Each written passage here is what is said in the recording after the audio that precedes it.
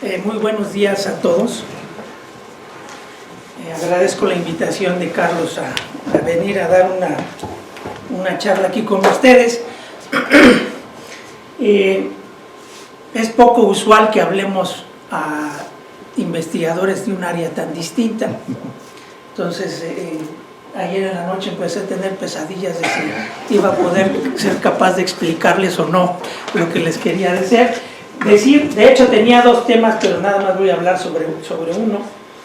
Y lo que quisiera es que me interrumpieran en el momento en que haya algo que crean que es importante aclarar y que no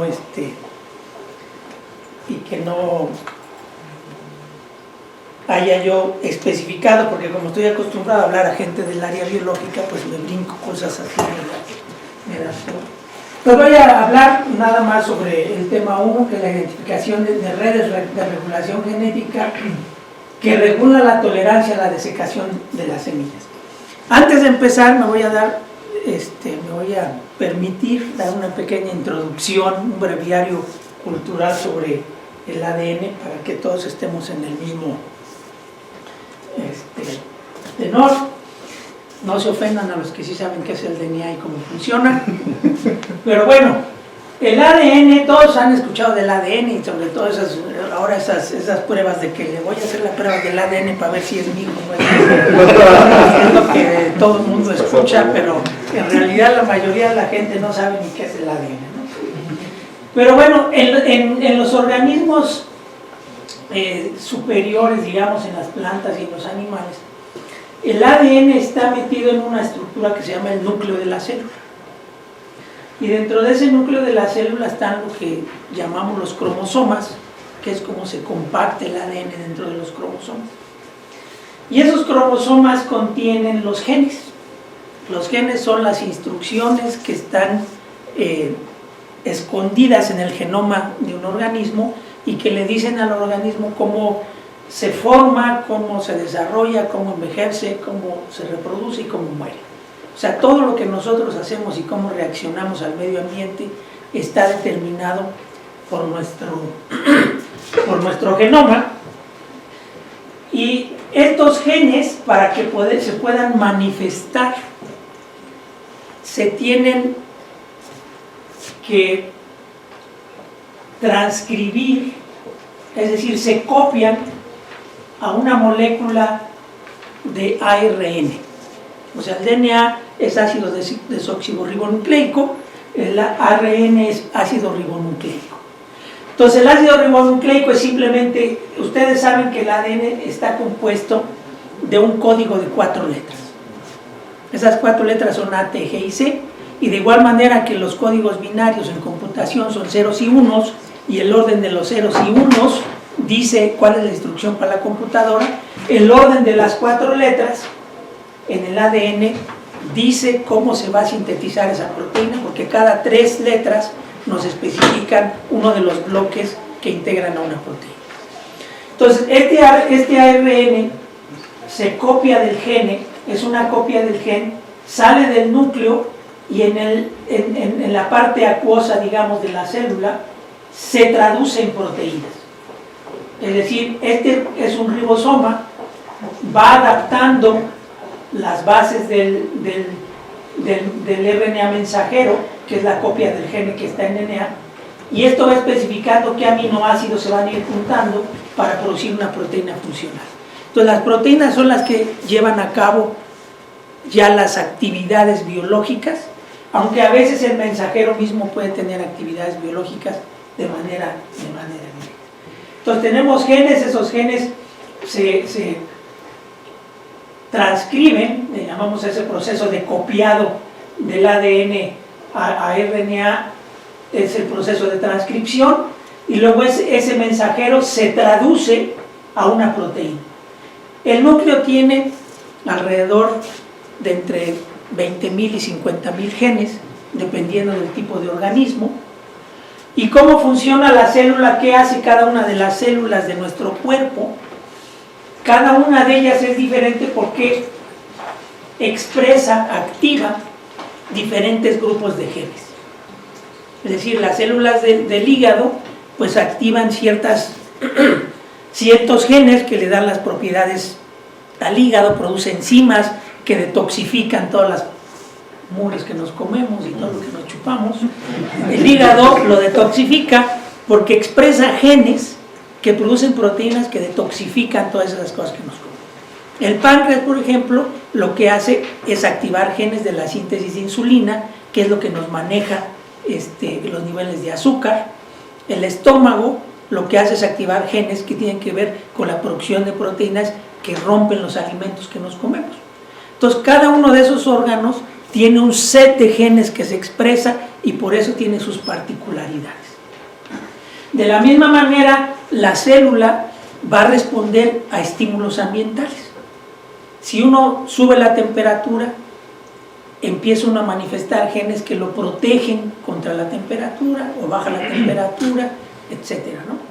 En las plantas, por ejemplo, pues las plantas están fijas, uno como todos los animales pues se pueden mover y corren, entonces pues si hace calor nos vamos a la sombra, si tenemos sed pues le corremos a donde hay agua, en cambio las plantas pues están fijas, no se pueden mover, son sésiles, entonces tienen que, si llueve, pues tienen que estar adaptadas para contender si se inunda el terreno. Si no llueve, tienen que estar preparadas para responder, para tolerar la sequía. Si hace mucho calor, pues tienen que estar preparadas para responder a la alta temperatura. Si viene un insecto y se le empieza a comer, pues la planta tiene que responder produciendo cosas que maten al insecto. Entonces también las células, los órganos de un organismo, responden a todos los factores ambientales. Y entonces, bueno, este es el mismo esquema, tenemos el núcleo, se traduce, se transcribe en un mensajero, ese mensajero sale al citoplasma de la célula, y este ribosoma es el que adapta el mensaje de los ácidos nucleicos a las proteínas, y las proteínas pues son las que hacen las funciones. Ahora, ¿cómo se activan esos genes? O sea, ¿qué le dice al hígado que prenda los genes que especifican para las enzimas que nos van a detoxificar todo lo que todo lo que no quiere el cuerpo? O al páncreas, ¿qué le dice que active los genes de síntesis de insulina? Bueno, pues eso está determinado por unas proteínas que se llaman factores de transcripción. Estos, digamos, son los genes maestros que se activan de alguna manera, se pegan al ADN y empiezan a hacer que se copie en ARN ese o esos genes que activan. Entonces, estos son los factores de transcripción, son las proteínas maestras que van a decir, bueno, pues hay un factor, por ejemplo, perdón que algunas estén en inglés, este es un factor de transcripción que responde a una hormona. Cuando llega la hormona a la célula, entra a la célula, se pega al factor de transcripción que estaba fuera del núcleo, junto con la hormona entra al núcleo, se pega al ADN y empieza a hacer que se transcriban esos genes que son de respuesta a las hormonas. Entonces esos son esos factores de transcripción. Ahora, vamos a entrar ya ahorita un poco en el tópico. Hace unos 4 años me topé con un artículo que decía que habían rescatado semillas de un herbario de Irán y se lo habían llevado a Suecia, y que los científicos suecos habían agarrado estos pomitos de semillas que tenían 151 años de antigüedad y lo habían sembrado, y resulta que la semilla estaba viva. Dentro de la semilla hay un embrioncito que es una pequeña plantita que está dormida. Cuando yo le echo agua, esa plantita revive y crece. Entonces, una de las cosas extraordinarias es que ese embrioncito sobrevivió 151 años estando seco en un cajón. Entonces eso quiere decir que las plantas han desarrollado una capacidad para producir un embrión y mantenerlo viable durante mucho tiempo. Cuando me puse a leer un poco más sobre esto, encontré que no eran las semillas más viejas que habían descubierto. Estas son semillas de lótulos de 1300 años de antigüedad que sacaron de una tumba china. Y resulta que las sembraron y también estaban vivas. Lo interesante es que aquí estas plantitas ya no son iguales que las modernas. Es decir, que alguien el que las metió en la tumba no se imaginaba que nos iba a permitir a ver la evolución de las plantas en tiempo real, porque ya son distintas. Pero entonces no quiere decir que la semilla tuvo la capacidad de sobrevivir 1300 años en un estadio seco, le echan agua y revive. Y el más antiguo que se tiene documentado son semillas de dátil de 2000 años que se sacaron de una tumba egipcia. Estas semillas de dátil las rescataron, las sembraron y quiere decir que están vivas. Todo esto quiere decir que las plantas han desarrollado un sistema para preservar la viabilidad de los organismos de una manera extraordinaria. Y esto ha hecho que las plantas conquisten todos los nichos ecológicos del mundo.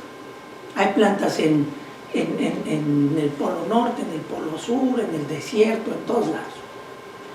Y esto se debe a que, como pueden sobrevivir secas y aguantan altas temperaturas, aguantan desecación, aguantan todo, simplemente con que hay un periodo pequeño de tiempo donde sea adecuado para que la planta sobreviva, en el momento que hay humedad, germina la planta, completa su ciclo, produce semillas y no vuelven a germinar hasta que haya condiciones adecuadas para que vuelvan a germinar.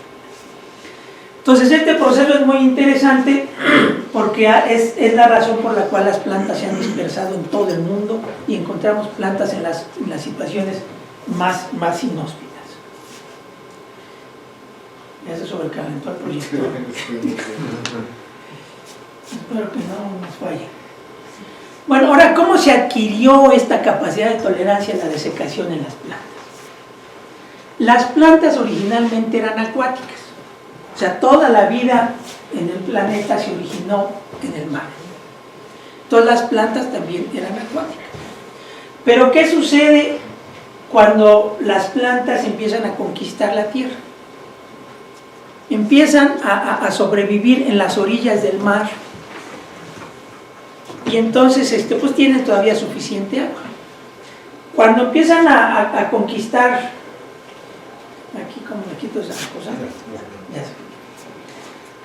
Originalmente las plantas acuáticas no tenían raíces, tenían unas vellosidades muy pequeñas que les permitían tomar nutrientes y algunas otras cosas del agua.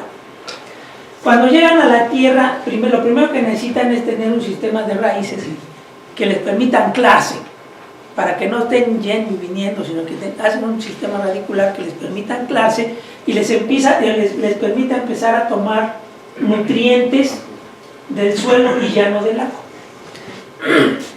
Entonces estas plantas empiezan a reproducirse y empiezan a migrar cada vez más lejos de la orilla del mar. Cuando se van alejando del mar, empiezan a enfrentar periodos de carencia de agua más prolongados. Y entonces tienen que empezar a desarrollar un mecanismo de tolerancia a la desecación. Y eso lo desarrollan con un mecanismo de tolerancia a la desecación que nosotros le llamamos vegetativo, es decir, en las hojas. Ustedes han visto, por ejemplo, en algunos lados, hay helechos que están sobre los troncos, que están totalmente secos. Si uno les echa agua, esos helechos reviven. Esa es la tolerancia vegetativa. La planta se duerme y cuando llega el agua, otra vez vuelve a revivir. Entonces, eso fue el primer esquema que tuvieron las plantas para protegerse. Pero obviamente, si era muy prolongado el periodo de sequía, pues la planta se moría. Entonces, de alguna manera, las plantas durante su evolución dijeron, es mejor transferir el mecanismo de tolerancia a la desecación a la semilla y no al tejido vegetativo, porque el tejido vegetativo tiene que mantenerse activo para que la planta crezca. Entonces, por lo tanto, no se puede dormir durante 800 años. Entonces, se seleccionan aquellas plantas que adquieren la desecación en la semilla, lo pierden en el tejido vegetativo, porque ya no importa que se muera la planta, si yo produzco semillas, que se muera la planta y las semillas quedan ahí. Entonces, las angiospermas, que son las semillas, las plantas con semilla que tienen tolerancia a la desecación, son las que son más abundantes en todo el mundo, porque gracias a esa capacidad se puede distribuir en todos lados. Esta, por ejemplo, es una plantita que le llamamos de resurrección.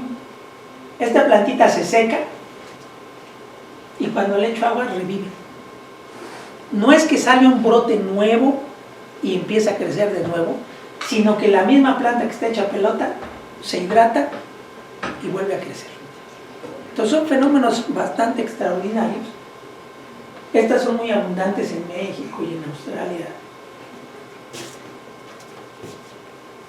Ahora, este proceso de tolerancia a la desecación se adquirió en las plantas primitivas, como les decía, las que primero salieron del mar y se empezaron a ajustar a las plantas terrestres. Después, cuando pasa la semilla, se pierde la tolerancia a la desecación en las hojas y solo se mantiene en la semilla. El proceso de tolerancia a la desecación debe ser muy complejo. Debe requerir la acumulación de ciertas sustancias, azúcares, proteínas, lípidos, que protejan el embrión para que se mantenga vivo durante mucho tiempo. Entonces es un proceso muy complejo que debe involucrar, pues yo creo que unos 500 o 600 genes distintos. Entonces uno podría pensar que es un proceso muy complejo y difícil de entender. Sin embargo, hay una serie de hallazgos que dicen que el sistema no es tan complejo.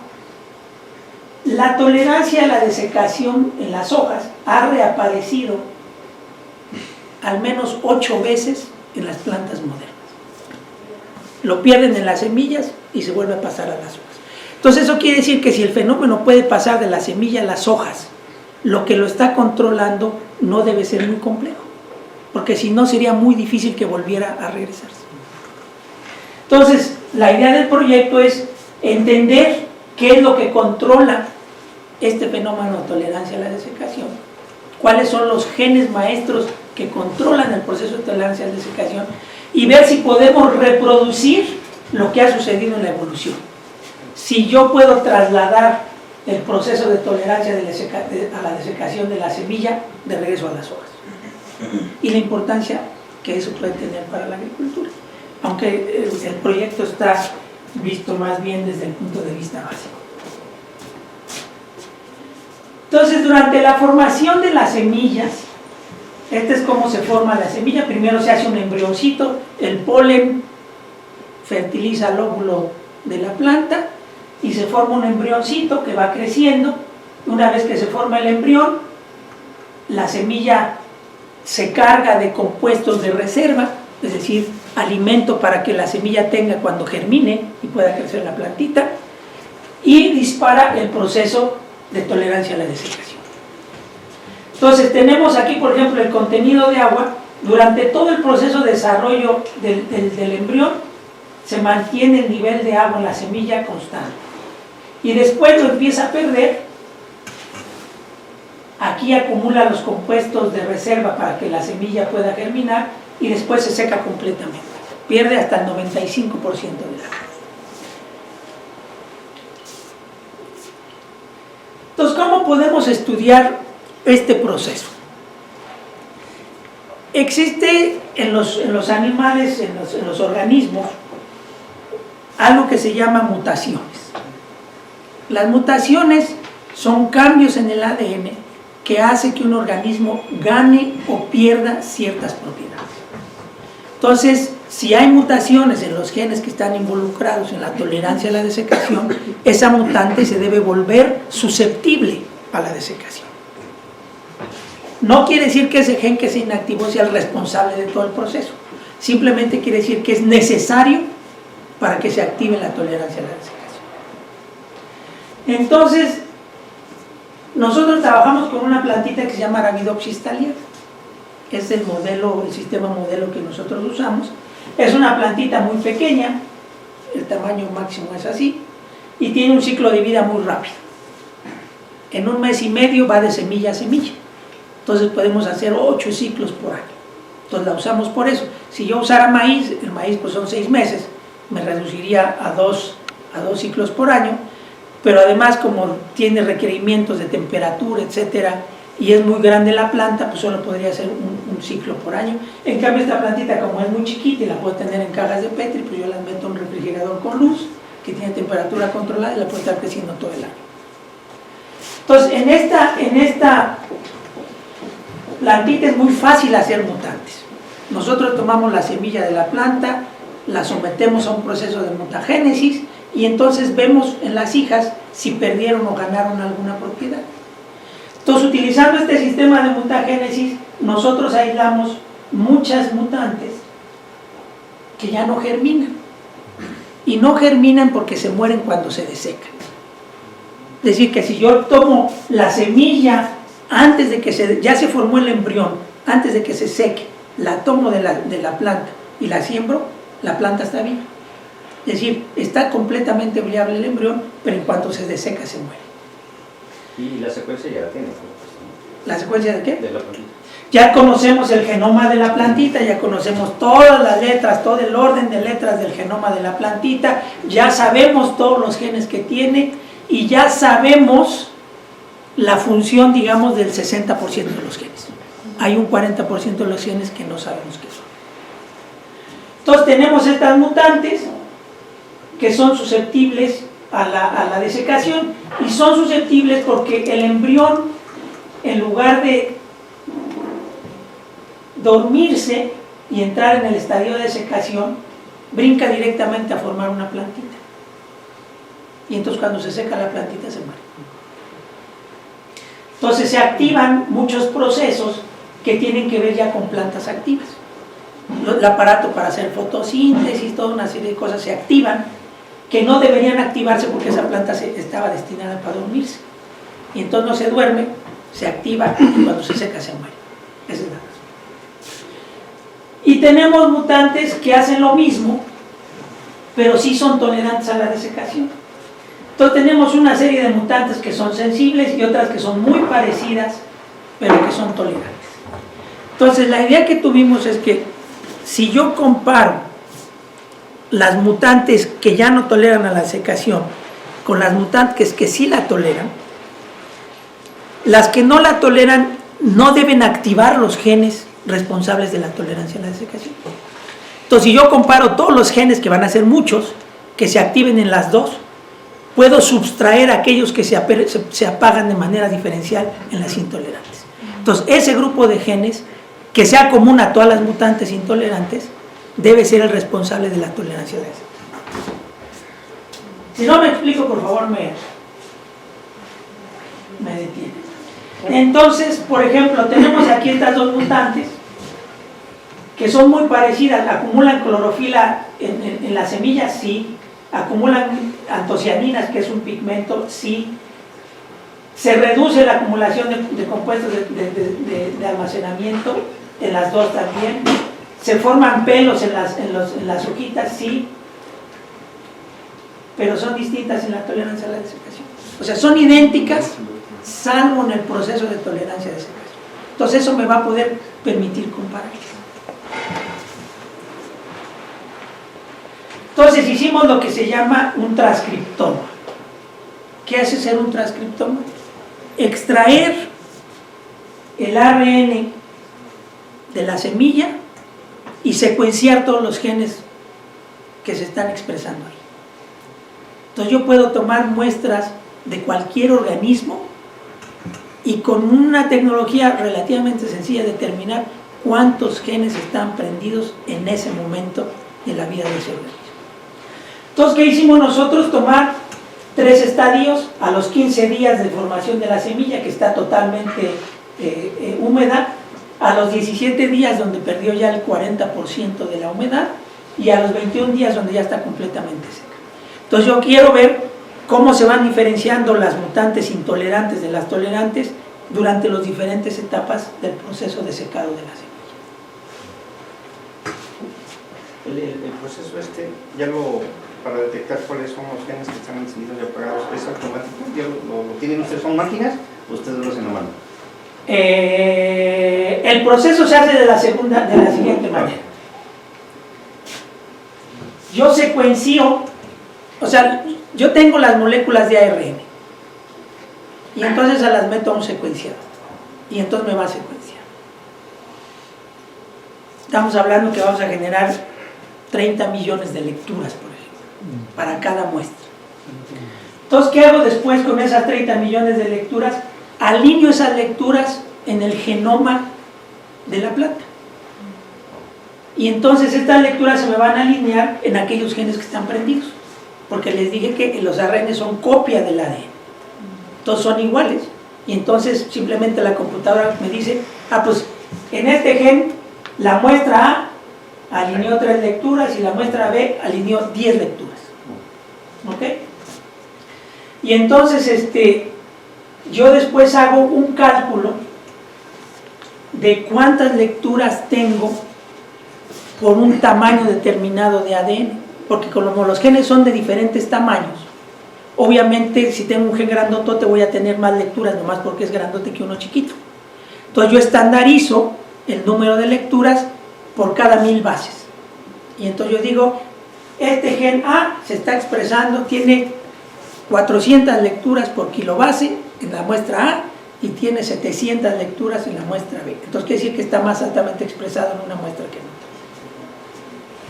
Y entonces esto lo hace la computadora, obviamente lo alinea, después nos hace el cálculo y después también con una serie de algoritmos se hace un análisis estadístico para saber si esa diferencia entre 300 y 700 lecturas significa una diferencia estadísticamente significativa o no. Entonces yo tengo que secuenciar cada muestra por lo menos 2 veces para poder hacer un análisis estadístico. Obviamente si lo hace uno 10 veces es más exacto, pero como cuesta mucho dinero, pues nomás hacemos 2. Entonces de esa manera yo saco todos los genes, el nivel de expresión de cada uno de los genes y el subset de genes que se está expresando de manera distinta entre la mutante 1 y la mutante 2. Y a eso nosotros les llamamos genes diferenciales. Después de esos genes diferenciales, ¿cómo se comportan esos genes diferenciales? ¿Y qué son esos genes diferenciales? Entonces aquí hacemos, por ejemplo, unos diagramas de Venn, que seguramente estos son más familiares para ustedes que para nosotros. Y entonces preguntamos, ¿qué subconjunto se apagó en común a todas las mutantes intolerantes a la desecación, pero no está apagado en las tolerantes? Y entonces este número en rojo quiere decir que a los 15 días después de que se empezó a formar la semilla hay 147 genes que ya son distintos. A los 17 días hay 198 que son distintos y a los 21 días hay 380. Entonces eso quiere decir, no todos los genes son los mismos aquí. La suma de estos 3 subgrupos, que algunos son comunes y otros no para cada tiempo, nosotros asumimos que son los genes responsables de la tolerancia. Y entonces dice uno, bueno, ¿cómo se comportan esos genes? Bueno, entonces hacemos unas cosas que se llaman heatmaps. Estos heatmaps lo que hacen es representar cómo se expresa este gen durante los 3 tiempos que nosotros muestramos. Si está en negro quiere decir que no cambió su expresión, que se mantuvo constante, que no respondió ni al desarrollo de la semilla ni a nada. Si está en rojo quiere decir que subió su actividad. Y si está en verde quiere decir que se apagó su actividad. Entonces nosotros encontramos todo un grupo de genes que es común entre las tolerantes y las intolerantes, que se está aprendiendo. Todos estos genes tienen que ver con la acumulación de clorofila y todos estos defectos que tenían ambas mutantes, pero que no tienen nada que ver con la tolerancia a la desecación. Y de estos que se apagan, si ven, hay un subgrupo de genes que se apagan, que se ponen verdes, pero que están en negro en las mutantes tolerantes. Entonces lo que nosotros asumimos es que estos genes que no se activaron en las mutantes intolerantes es lo que le hace falta a la semilla para ser tolerante. Aquí las ramificaciones del lado izquierdo, ¿qué significan? Esto lo que significa está agrupando por comportamiento. Este es un clustering que se hace por grupos que tienen comportamientos similares. Y esto te puede servir para saber si ciertos tipos de genes, por ejemplo, si genes involucrados en la síntesis de azúcares, tienen el mismo comportamiento de acuerdo a este agrupamiento. Entonces, ya que sé que hay un grupo que se apaga, estos no me interesan porque son comunes a ambas, entonces los que me interesan son estos que son exclusivos de las intolerantes. Y entonces empiezo a ver qué son esos genes. ¿Cómo hago qué son esos genes? Hay una base de datos que ya se ha preclasificado más o menos la función de cada gen. Hay genes que no se sabe nada y simplemente dice función desconocida. Pero hay otros que ya se establecieron, por ejemplo, en levaduras, o en ratones, o en maíz, o en trigo, o en papa, y entonces uno va calificando. Yo encontré de manera experimental que este gen está involucrado en la síntesis de grasas. Y entonces uno ve y compara con otro organismo y dice, pues yo también encontré que era para grasas. Entonces uno asume que todos los genes que se parezcan a ese tienen una función similar. De esa manera yo puedo predecir. Aquí no pueden leer, ni yo tampoco, pero la mayoría de las categorías tienen que ver con tolerancia al estrés ambiental. Tolerancia a la sequía, tolerancia al calor, tolerancia al estrés osmótico. Todas las categorías que estaban apagadas en las semillas. Entonces eso nos quiere decir que efectivamente, aunque nada más pudimos clasificar el 60% de los genes, porque los otros eran de función desconocida, que efectivamente nuestra hipótesis de que esos genes que se apagaban solo en las intolerantes tienen que ver con el proceso de tolerancia a la selección. Ahora, ¿cómo puedo saber quiénes controlan el proceso?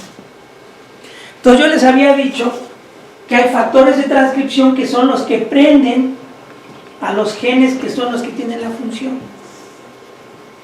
Entonces estos factores de transcripción están interactuando en redes de regulación. A veces yo necesito dos factores de transcripción en conjunto para que se prenda un gen, a veces tres, a veces uno solo. Actúan en cascadas, primero se activa uno, después se activa otro, después se activa otro y luego activan los genes que son los que llevan a cabo la tarea visible. Entonces necesito construir estas redes para saber cuáles son los factores que controlan el proceso. Entonces esto se hace también a través de un proceso de construcción de redes, a través de un algoritmo y un programa de cómputo que se llama Arachne, que lo que nos dice es cómo se están interactuando el gen A y el gen B.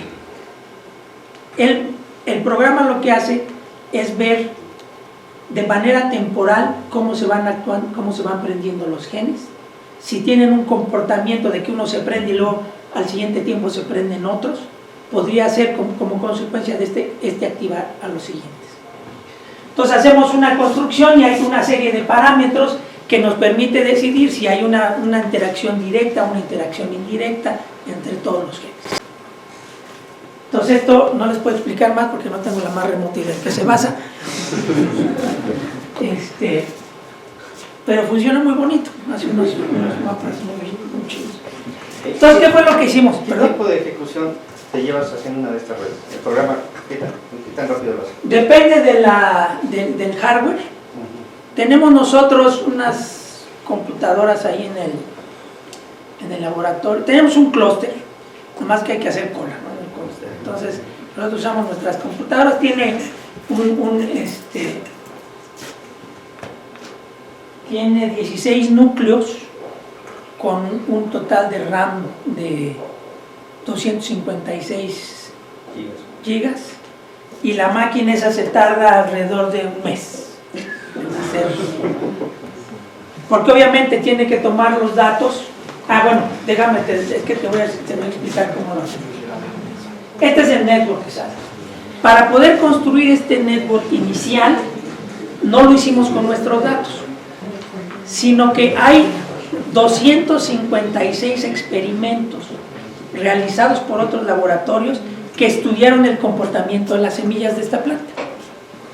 Que si les echaban esto, que si les echaban aquello, que al día 3, al día 4, al día 10, al día 20, que si las calentaban, que si las enfriaban. Entonces hay 256 sets de datos de 25,000 genes con al menos 4 puntos cada uno. Entonces es una cantidad de datos enorme, y entonces lo que tiene que hacer la máquina es ordenarlos por sus interacciones, dependiendo de su comportamiento.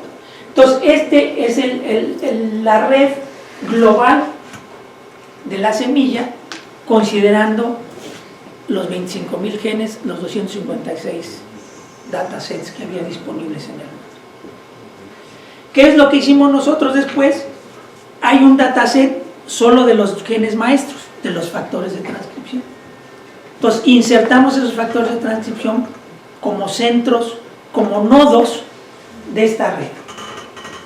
Y una vez que habíamos construido esa red que es completa, pero además nos indica dónde están los factores de transcripción, insertamos entonces los genes que nosotros habíamos visto que se apagan y se prenden. Estos puntitos amarillos son el universo de genes que se nos apagó en las mutantes. Y entonces los insertamos aquí y vimos cómo se correlacionaba esto con sus nodos de regulación. Entonces encontramos dos subredes que se estaban apagando en estas mutantes. Ahora, a partir de estas subredes, vamos a ver con qué genes están interactuando estos genes de transcripción, que son los que prenden a los otros. Y entonces la subred empieza a crecer. Y entonces esto nos dice, dependiendo del tamaño del nodo y de la forma del nodo, nos dice que hay factores de transcripción que están prendiendo un montón de genes que tienen que ver con la tolerancia a la desecación. Y que estos nodos interactúan para prender genes, están actuando sobre los mismos genes, algunos son solitos, otros están comunes, este está con este, este está con este, este está con este, este está con este. Entonces hacemos esta subred. Y entonces lo que nosotros pensamos es que estos nodos principales son los que están regulando el proceso.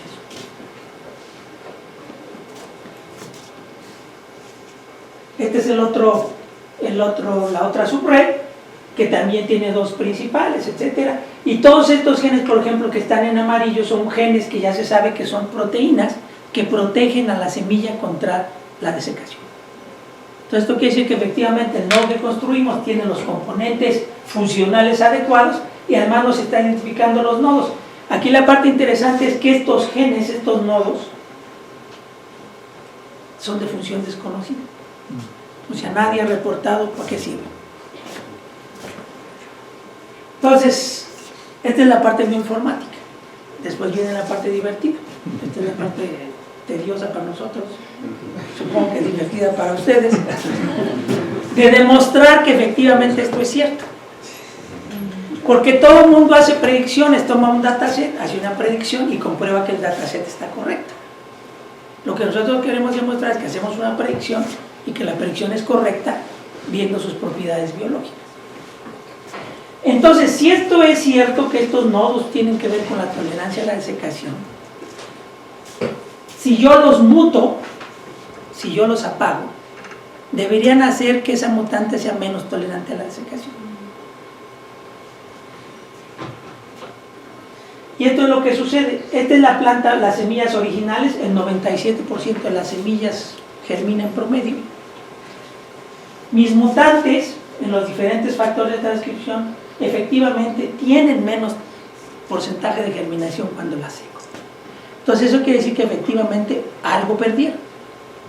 Pero si el modelo es cierto, como no están actuando de manera independiente, si yo apago dos, el efecto debería de ser más drástico, porque están actuando en una red. Entonces si yo muto dos, se me reduce mucho más la tolerancia a la desecación. Y si muto tres, pues ya casi se me apagó. No quiere decir que estos tres sean los únicos, pero si yo apago tres simultáneamente, casi se me apagó la tolerancia a la desecación. Ahora, lo podemos demostrar de otra manera. Yo tengo mis mutantes que son intolerantes a la desecación. Si la seco, se mueren. Si estos factores de transcripción prenden genes que protegen a la semilla, si yo prendo alguno de ellos, debería rescatarle en algún porcentaje la tolerancia a la desecación. ¿Qué es esto? Chillón. Se me perdieron como 5 diapositivas.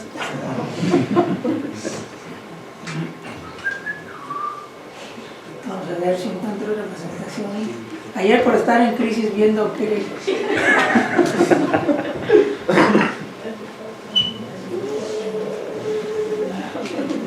¿Dónde está mi Dropbox?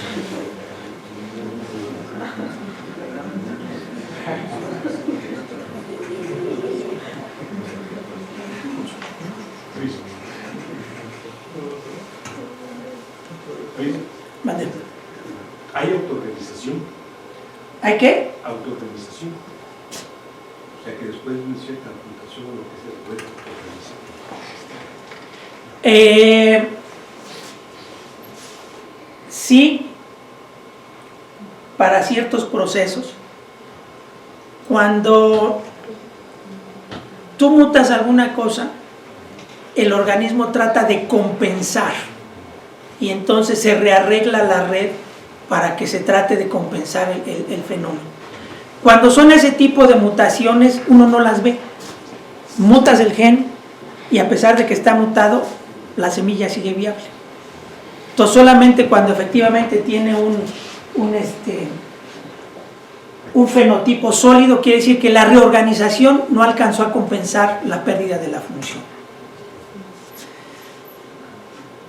¿Cómo le hago aquí para que me enseñe mi pantalla correctamente?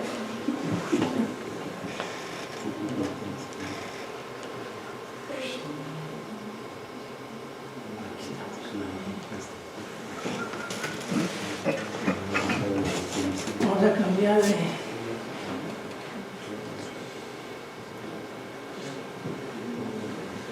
presentación porque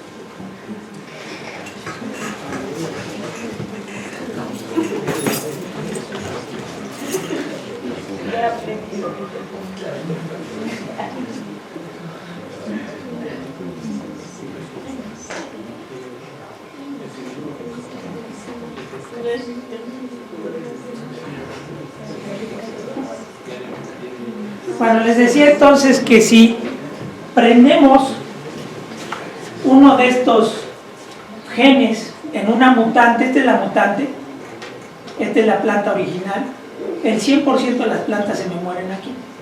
Si yo prendo uno de estos genes, se rescata parcialmente la intolerancia a la desecación. Entonces eso quiere decir que efectivamente si los apago la pierden y si los prenden ganan. Entonces quiere decir que sí están involucrados en el proceso. Entonces con este podemos ya construir de manera funcional una red donde yo estoy identificando los factores de transcripción que tienen que ver con los procesos de tolerancia a la desecación.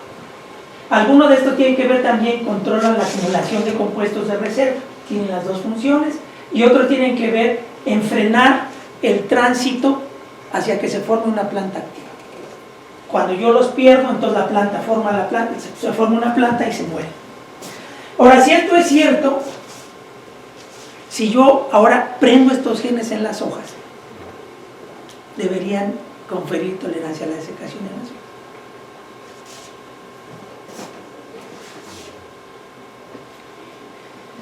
Y este es el experimento. El experimento es agarramos estas plantitas, las sembramos, las dejamos crecer durante 2 semanas, paramos la irrigación durante 4 semanas y después les echo un riego a ver cuántas se recuperan.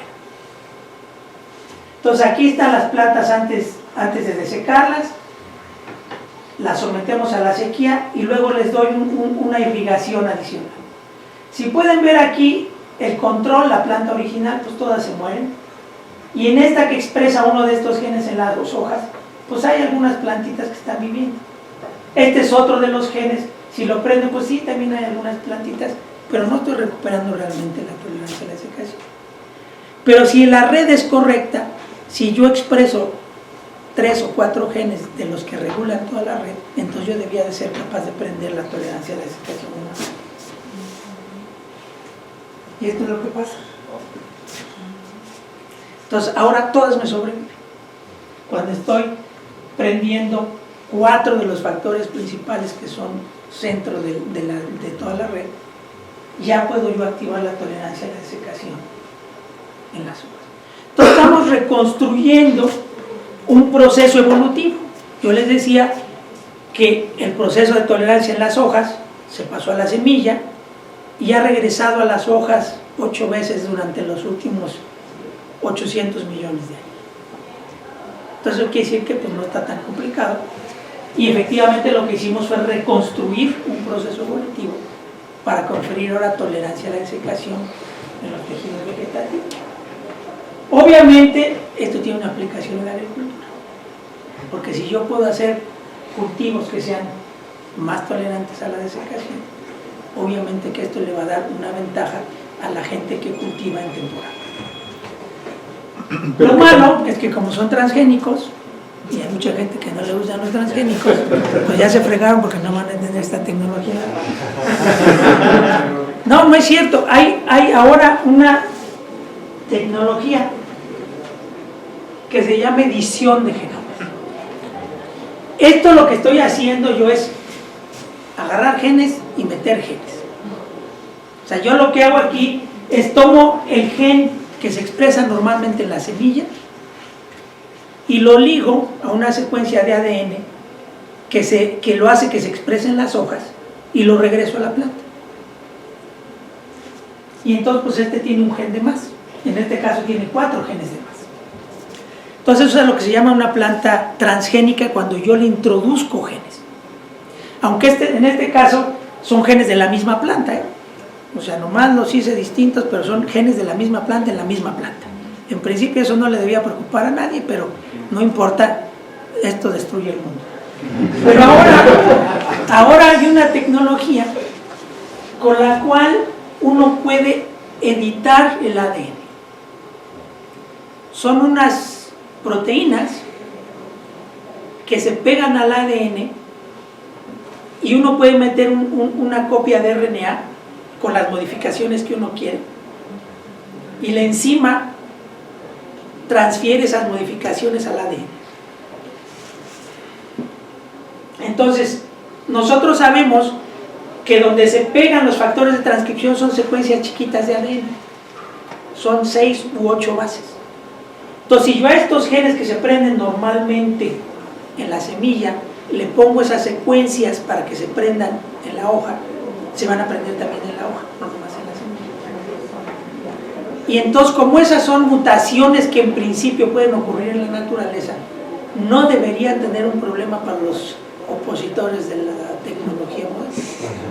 No sabemos todavía si se van a enfrascar en la misma discusión de que esto es un hecho del diablo y por lo tanto no se debe permitir, pero ahora se puede hacer y no lo van a poder detectar además, porque no tiene nada extraño, no tiene nada movido, simplemente un cambio de 8 bases, que eso puede ocurrir de manera natural. Entonces va a ser indistinguible para cualquier persona, a menos de que yo les diga, mira, la secuencia original era esta y yo le cambié 8 bases. Entonces esa es la manera en la cual ahora se puede hacer esto. Habrá por supuesto que probar si esto funciona en maíz o en tomate o en alguna planta que sí sirva para algo. Esta plantita sirve para muchas cosas de investigación básica, pero no es comestible, es una planta ahí. Entonces, pues esto es más o menos el tipo de trabajo que nosotros hacemos. Iba a comentarles sobre otro proyecto que tenemos, porque el ADN tiene una secuencia y eso especifica la función básica de cada gen, pero el ADN se puede modificar de manera reversible. Se le pegan pequeñas modificaciones a las letras y eso hace que se prendan más o se prendan menos o se apaguen o se prendan genes. Entonces eso nosotros le llamamos como la cuarta dimensión de la expresión de un genoma, que sin que haya mutaciones se puede alterar el funcionamiento de un genoma en respuesta, por ejemplo, al medio ambiente. Y esto está tomando mucho auge en la agricultura y en algunas otras cosas, porque aparentemente si yo someto una planta a 2 o 3 periodos de sequía sin matarla, sus hijas, sin haber sufrido ninguna mutación, vienen predispuestas a ser más tolerantes a la sequía, o más resistentes a una enfermedad, o más resistentes al frío, pero sin haber un cambio permanente. Si yo vuelvo a someter a las hijas al mismo tratamiento, se va heredando, puede durar 1 o 2 generaciones, y si ya no hay, si ya el estrés no se presenta, se pierde esa memoria. Entonces eso también, y entonces tenemos que secuenciar el genoma y secuenciar cuáles bases están modificadas, y entonces hacer todo un análisis bioinformático para ver dónde están esas modificaciones, cuántas modificaciones son suficientes para que se afecte el funcionamiento de un gen. Entonces tenemos regiones, bases metiladas, regiones metiladas, superregiones metiladas, y todo eso es a base de procesos bioinformáticos que el doctor Octavio Martínez es el que nos ayudó a hacer, porque todo esto requiere de unos análisis estadísticos muy importantes, porque cada base no está metilada en todas las células. Entonces, pues un porcentaje de las lecturas están metiladas y otras no están. Entonces hay que hacer todo un análisis matemático medio complicado. Entonces este es más o menos el tipo de cosas que nosotros hacemos en el laboratorio. Y el trabajo que les presenté, bueno, pues lo hizo Sandra González junto con Telma y el chino, ¿cómo se llama? Todo lo hizo el chino. Ellos son 2 estudiantes de licenciatura, ella acaba de terminar su doctorado y se fue a trabajar con nosotros en la empresa que recién creamos. Y ella es la que, bueno, hace todos los scripts para usar los programas, etcétera, y todo el análisis computacional. Pues no sé si tienen preguntas, comentarios. Cambia el genotipo, pero no el fenotipo. Al revés. Cambia el fenotipo, pero no el genotipo. O sea, el ADN se mantiene, se modifican las bases de manera reversible y cambia el fenotipo. Una pregunta. Con respecto a las predicciones, yo me imagino que es muy costoso hacer una mala predicción en tiempo del experimento y de comprobar de que se equivocaron en la predicción. ¿Cómo se hace esta predicción?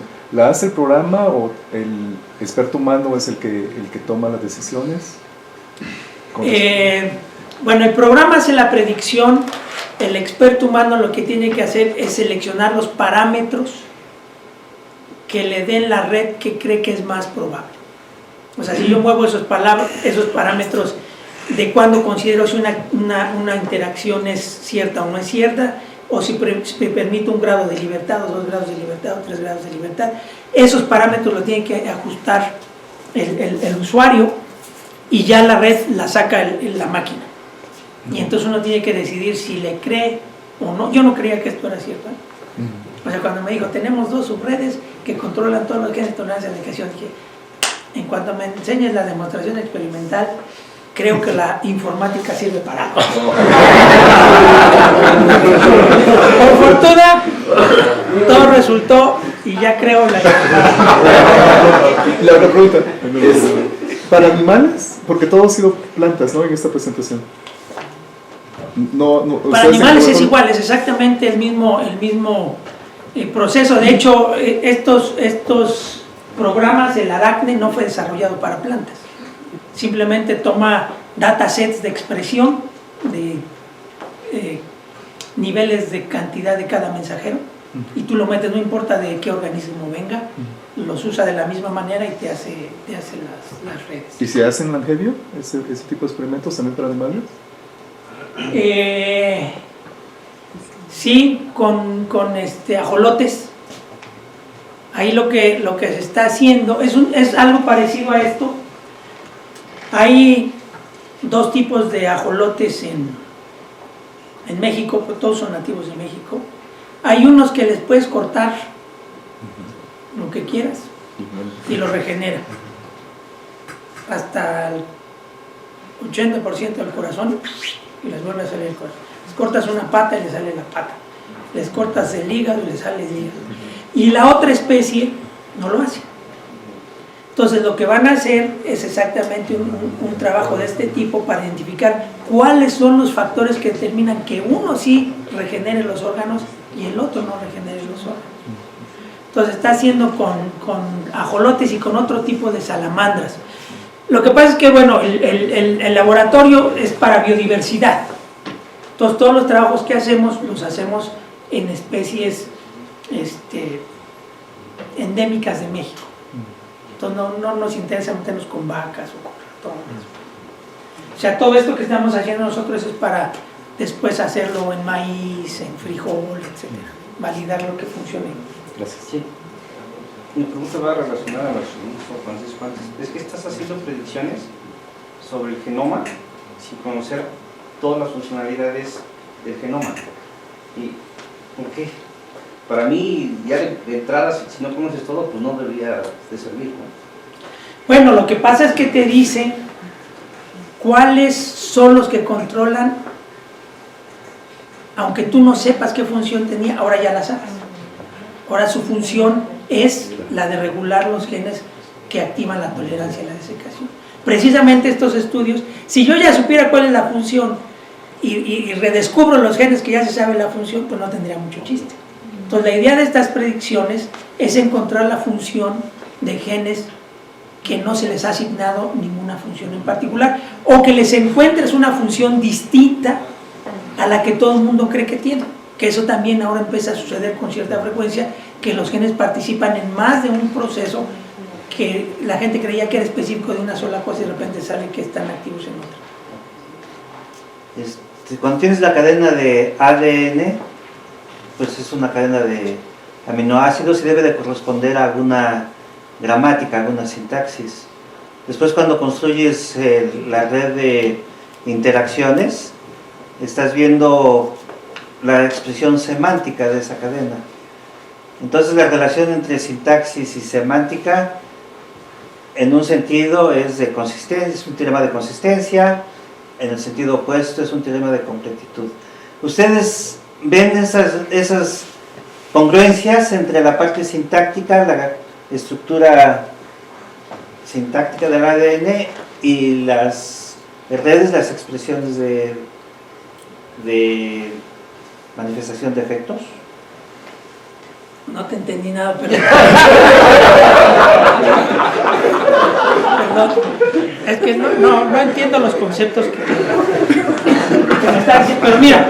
Es estructura y significado. Si hay alguna correlación que tú veas en estos temas.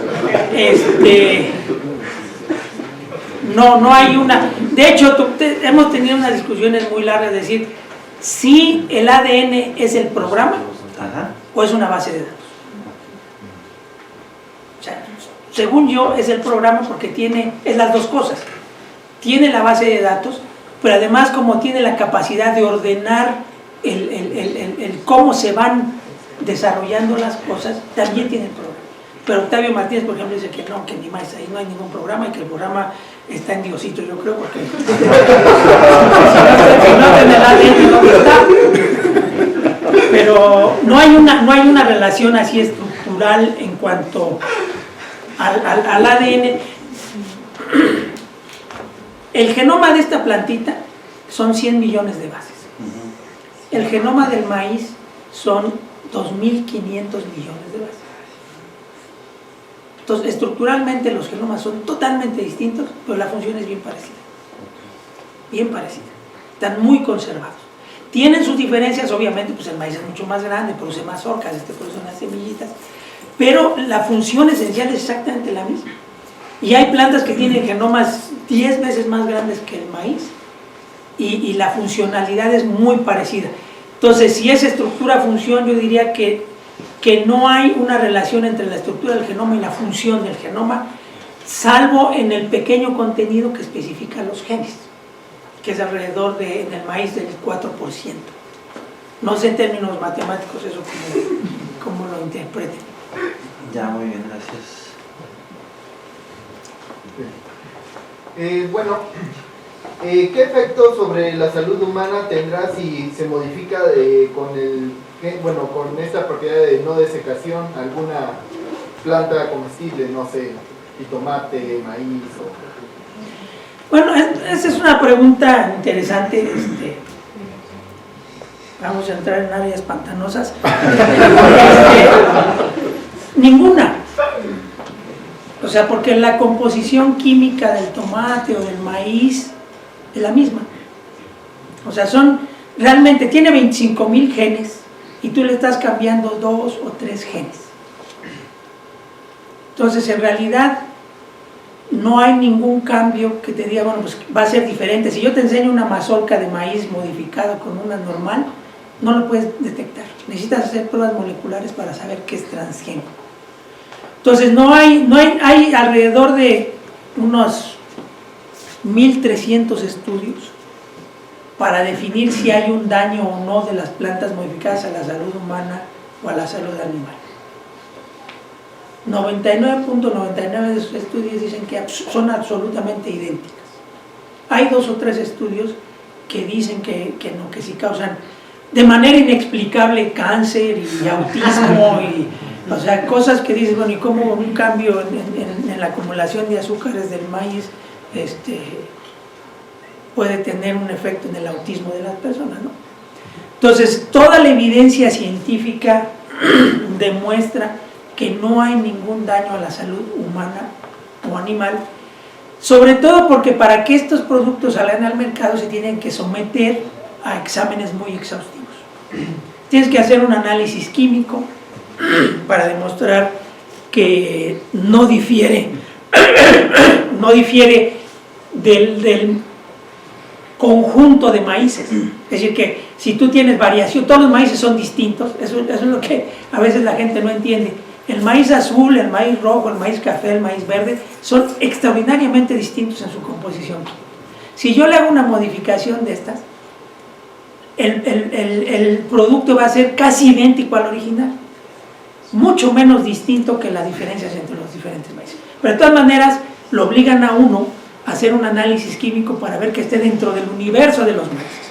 Después te obligan a hacer un análisis de toxicidad, donde le tienes que dar un consumo equivalente a 1000 veces de lo que come un humano, a un ratón, a un conejo y a un borrego. Después se hacen exámenes de alergenicidad para que no vaya a causar alergias. Entonces todo eso lo tienes que aprobar antes de poder comercializar un producto. Entonces, de hecho, uno podría decir que los productos más sanos que existen en el mercado son los transgénicos, porque han pasado toda una serie de evaluaciones que los productos tradicionales no. Tú puedes sacar una variedad. No sé si han visto ahora, hay unos tomates amarillos que les llaman tomates pera, que porque se ven muy bonitos para las ensaladas. Todo el metabolismo que hacía el tomate rojo, quién sabe a dónde se fueron esos tomates. No sabemos qué están acumulando, pero como no se usó modificaciones genéticas, ese tomate no tiene por qué examinarse.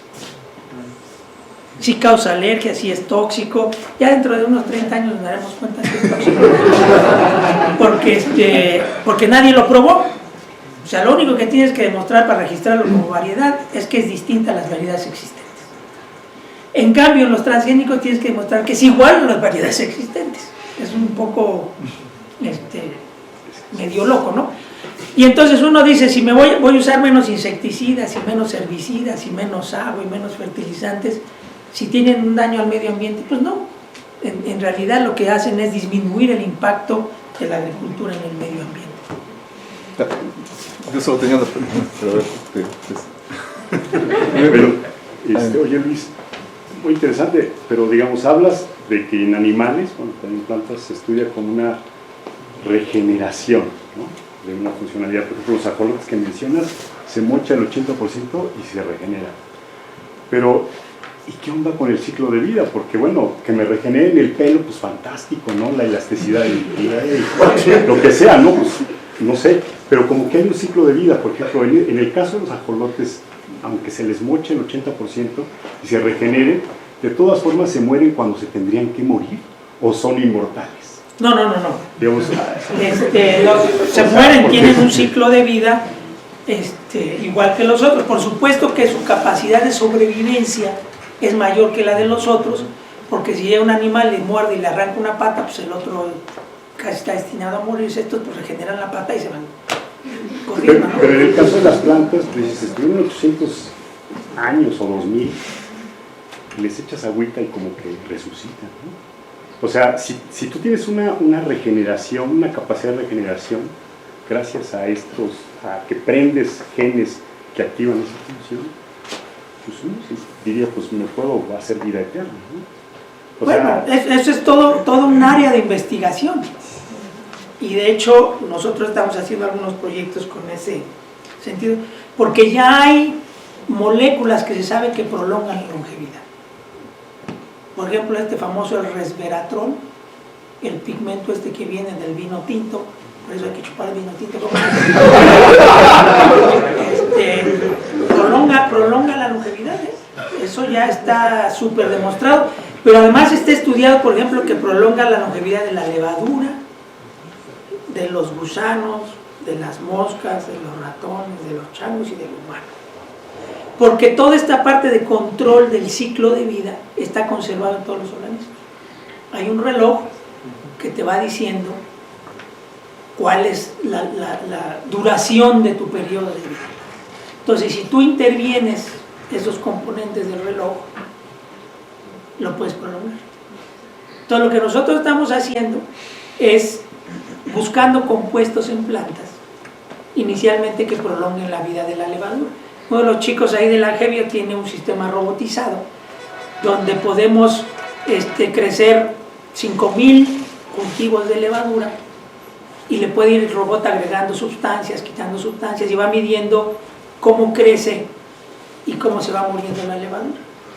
Entonces te dice si crece más o crece menos que la levadura original. Entonces estamos haciendo extractos y por ejemplo encontramos unos extractos de níspero que la gente dice que curan de todo, pues efectivamente tienen un efecto positivo sobre la longevidad de la levadura. Y ya sabemos cuáles son la ruta que es afectada por estos compuestos del níspero. Una pregunta, con respecto a la coautoría de los trabajos, por lo que mencionabas en una de las transparencias, hay una colaboración muy fuerte internacional. Sin embargo, ustedes no tienen esa tradición de otras áreas como física, plantas, energía, de tener N,000 autores en sus artículos. ¿Cómo funciona eso? Bueno, a mí yo soy poco colaborativo. Ajá. O sea, a mí me gusta trabajar con mis estudiantes y cuando es estrictamente necesario, pues hacemos colaboraciones internacionales cuando no tenemos la capacidad de hacerlo. Pero en la biología funciona distinto. Somos mucho más generosos que los físicos. O sea, todos estos materiales que nosotros generamos y las redes y los datos, por obligación se tienen que hacer públicos. Yo los puedo patentar y los puedo proteger. Entonces, las empresas no pueden hacer uso comercial de ellos, pero estoy obligado a dárselo a todos los laboratorios académicos del mundo y no me tienen que poner ni como autor, ni como coautor, ni siquiera me tienen que dar las gracias. Las revistas te obligan, ahí dice, ¿quién es el responsable de la distribución de los materiales y los datos? Y entonces alguien tiene que firmar y entonces esa persona se tiene que hacer responsable de asegurar de que todo queda libre y gratuitamente a disposición de los demás. Yo el otro día platicaba aquí con Gerardo Herrera y le digo, oye, ¿cómo? No, pues es que si yo hago un detector, todos los que usen el detector me tienen que poner como coautor. Y dije, o sea, por ejemplo, este cuate que hizo el programa Aracne, pues tendría 500 artículos nomás de las 500 personas que lo hubieran usado. A mí esa lógica de los físicos no, ¿y por qué tienen 400 autores? Tampoco entiendo, para analizar una mendiga partícula así chiquita.